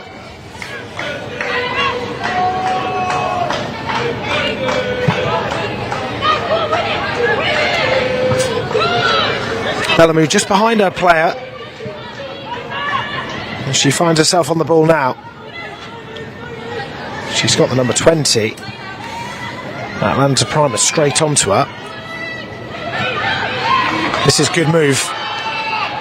Martinez looking for a brace, but she sends it across the box to Morgan, and there it is, 3-0. And they get 3 points in their 3rd game of this season's League Cup. Made from Martinez and slotted home by Morgan. Yeah, it sat really nicely for her, but all she had to do was pass it into the back of the net, stay composed, and she's finished it well on her weaker foot. And you would like to think now it's too hard for Southampton to get back into it. I think the 2nd goal took the wind out of their sails, and now the 3rd goal. It could be an opportunity now for West Ham to maybe try and get a 4th and 5th and really grow that confidence. It's difficult when you're conceding 3 goals, but for Southampton, I think they've shown real character in this game so far, so it's about how they respond again. But you would like to think with the amount of time left, it's going to be quite difficult for them to get anything out of this. Well, it's a replication of the result last season when West Ham beat Southampton 3-0 in the same competition. West Ham now on 9 points in Group C. Big result, Kate. Charlton are currently a goal up against Brighton.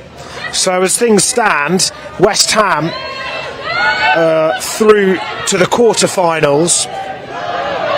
And that is a really good way to inject confidence in the league going into some big games and, of course, the new year. Yeah, I think all they would have been concerned about is how they did tonight and getting the result for themselves, because it was always in their own hands anyway. But of course, the earlier that they can qualify, the better. It takes a little bit of pressure off. But also just a feel-good factor as well around the place of knowing that you're through to the next round. Of course, it's difficult once you get through and you're trying to avoid certain teams, but this is what they need at the moment while things are not going so well in the league. If they can have a really positive cup run, it always makes things a little bit easier. Well, I'll be aiming to try and go as far as they can. An impressive cup run last season.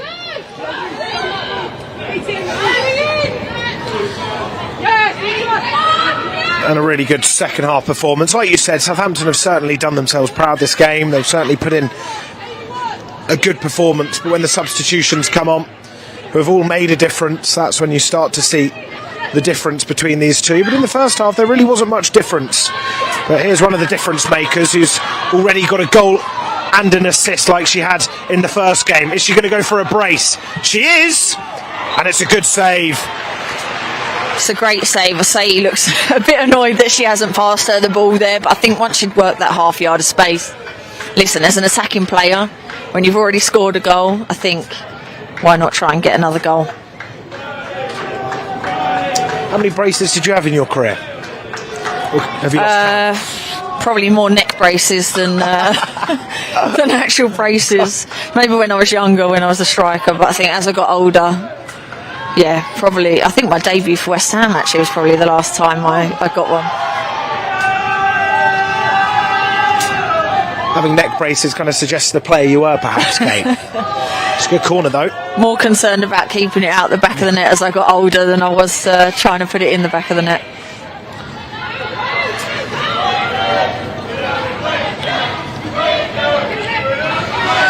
So 3 minutes left from a really strong second half performance, as they're just winning these second balls now, West Ham. So Martinez just tries to slide it in to the third goal scorer.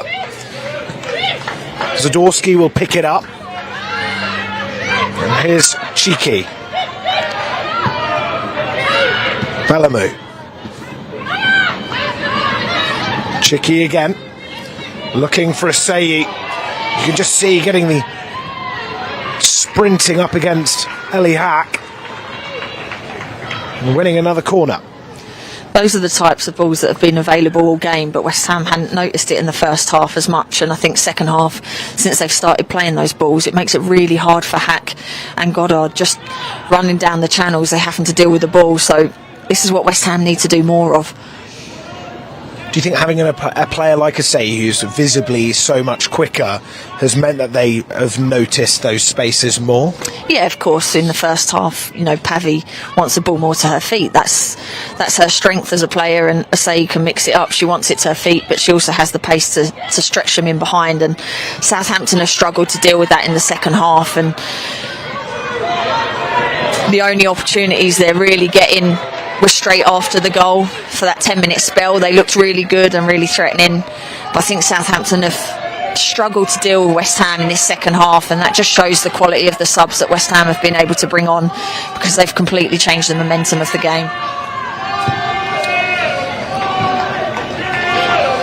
Well, Hack sending it forward. Just before then, though, Southampton looked promising on that transition as Mott tried finding Megan Collett in behind. Megan Walsh got there first. Hasn't really had to do much in the second half, if anything, I think. I know there were a couple of chances for Southampton at the end of that first half where she was forced to make a save. But apart from that, hasn't really had to do anything at all. How do you see her as a second choice goalkeeper? Of course, Schmimek, the player that will be used in the league. What's the sort of presence Walsh has in the squad? Yeah, I think we haven't seen a lot of her tonight. She hasn't had to do too much, but in the last League Cup game against Brighton, I thought she was fantastic, really vocal. She's done well there as well, getting that first contact, being brave. Well, I think that sums her up really then. Yeah, you know, Bravery. when you're in the back four and your keeper's coming to get it, and you can trust that they're actually going to go and get it, it makes a huge difference. I think Schemek's struggled in the last few games. I think her distribution and her speed on the ball, she's lacked a little bit of confidence. I don't think there's a great deal between the two keepers, and I think, you know, for Meg Walsh, she will be really keen to show what she can do in these games, because she's not had a lot of opportunities since she's come into West Ham. But I think if you see her in her previous clubs, she's shown what a fantastic shot stopper and what a great keeper she can be. So for her, I'm sure every opportunity she's getting, she's hoping that she can make that number one spot her own. Well, could there be a chance for Southampton to come back into this? 9 minutes added on. I don't know where they got 9 minutes from. I suppose there's been 3 goals. There was a brief stoppage in play for a couple of players that went down, actually, when I remember. Yeah, I think early on in the second half there was a stoppage, wasn't there, for the 2 head injuries. But 9 seems excessive, and I don't know if that's just because my fingers are falling off holding this mic. Oh, what a finish. What a finish. And that really does seal it. Well, we've still got 8 more minutes to play. And Asei gets her brace. 4-0. The player who kicked things off with her head in the second half, could potentially get the last goal now of the game. She took that so well. I think when you're seeing her run through, you're almost expecting her to carry it into the box and then try and slot it past the keeper, but the fact that she's hit it as it's bounced back up gives the keeper no chance. So really hard for Stenson there. I don't think she can do anything else. It's just a really great finish from Asei. Do you think it's a bit harsh now for Southampton having to, not to belittle them in any way, but when you've got 7.5 minutes left to play, the writing's on the wall. I suppose they've just got to stick at it and stay professional. Yeah, I don't think it's been a 4-0 game. No. I said at the beginning of the second half, when West Ham started getting on top, that they need to be clinical and they need to take their chances, but they pretty much have since I said that. So it's not like it's been so one-sided that Southampton haven't been in this game at all. I think the 4-0 not flatters West Ham, because I think they've taken their goals really well, and I think they have, especially second half, played really well.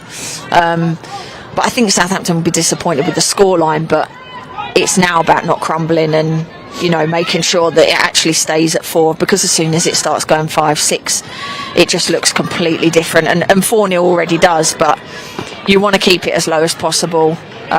Realistically, they're not going to get anything out of a game when there's so little time left and so many goals.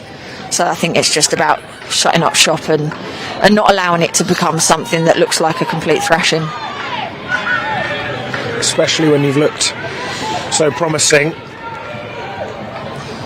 West Ham want more. I mean, from a West Ham perspective, this is a perfect result after half time to go into league action now, having really found their shooting boots. Yeah, I mean, they've scored 5 against Charlton, 3 against Brighton, and or was it two against Brighton? Sorry, and 4 against Southampton. So they're finding a lot of goals in this League Cup, and just even seeing the celebrations and the smiles around the place, you know, it does make it easier going into the weekend's game when you feel confident. It doesn't matter who you're playing against. And also for your forward players to get on the score sheet, it's a nice feeling knowing where the back of the net is when you haven't been able to find it too much this season. Well, Morgan, first time ball in! And Shakira Martinez gets the brace like Asei, and it's 5. Yeah, you know, we've just said for Southampton they don't want to turn it into a thrashing, and I mean, we've said again, the subs linking up this time. Theo Morgan down the right hand side showing exactly what she can do. It's a great ball in, and all Martinez has to do is guide it into the back of the net, which she does. Well, this will be their biggest result of the season, of course. considering they don't concede. It was 5-1 against Charlton, as you pointed out, Kate. But you were just mentioning about the thresholds of scorelines, and it is true, isn't it, where I suppose 1 and 2 doesn't seem bad, because it isn't. 3-0, okay, that gets a bit worse, but then when it does get to 5 and 6, that's when it really can make it look like a completely one-sided affair. But the substitutes have just blown away this side in the WSL too. Yeah, and Southampton are going to be disappointed with this, because it's just moments in the game, but you could see the intensity coming from West Ham. They had real intent at the beginning of the half, and it's continued throughout. And other than, like I touched on before, that 5-10 minute spell that Southampton had after the first goal, they haven't really been able to respond again. And I think that shows the difference. I said before the game that the WSL2 are catching up to where the WSL are, but there's still huge differences, and I think you can just see that. And sometimes it is the quality of the forward players at the other end, where Southampton maybe don't have that luxury. But it's not a performance that they'll be embarrassed by. I don't think they were out of this game until maybe 15 minutes ago, but they'll be disappointed with the scoreline now, because it hasn't been a 5-0 game, and they have to take the positives out of this game, what they can, and not let it affect them for Sunday, because they're still doing really well in the WSL too. I think there's still an opportunity for them to try and hit that top 3, which gives them a chance of getting promoted into the WSL. So for them, it's about how they respond now. I think they've obviously got a mixture of players on the pitch as well, but they can't let this dishearten their season. Well, 3 minutes to go.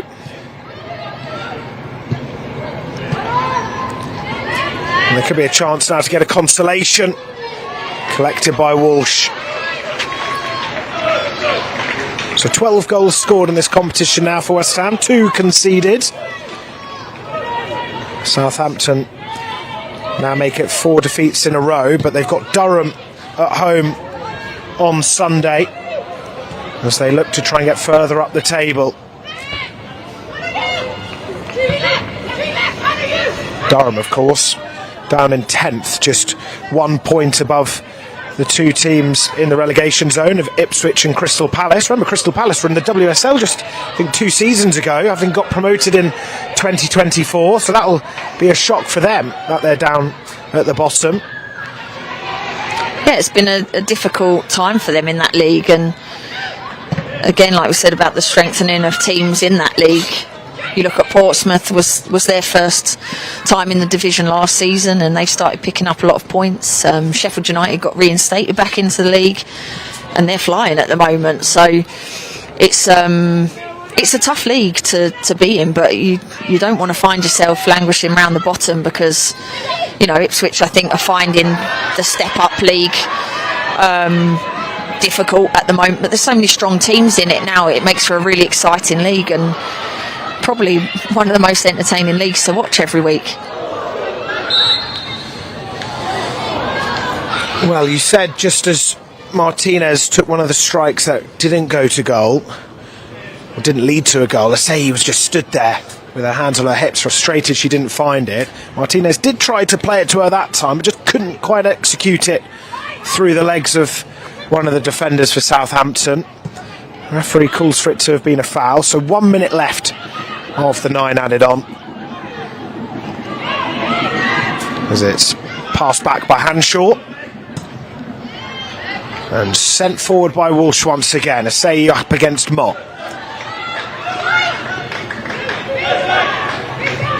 Lovely touch from McAloney, and here is Goddard. A bit behind Watts.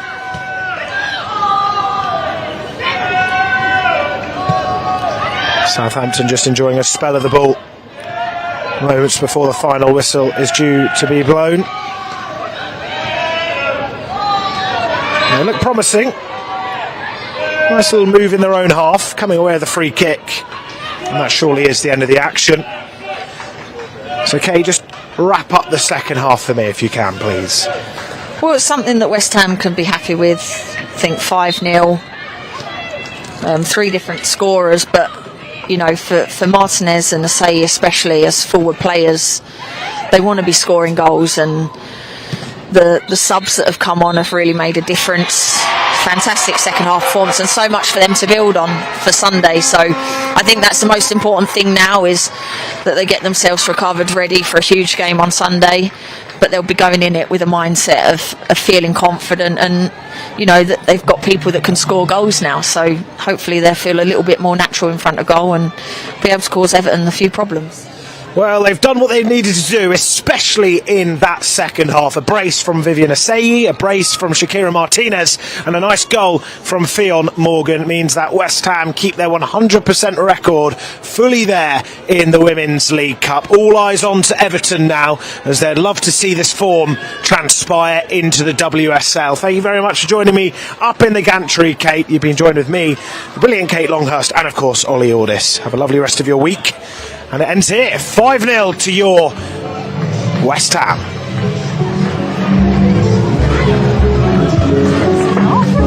Yeah, that was cool.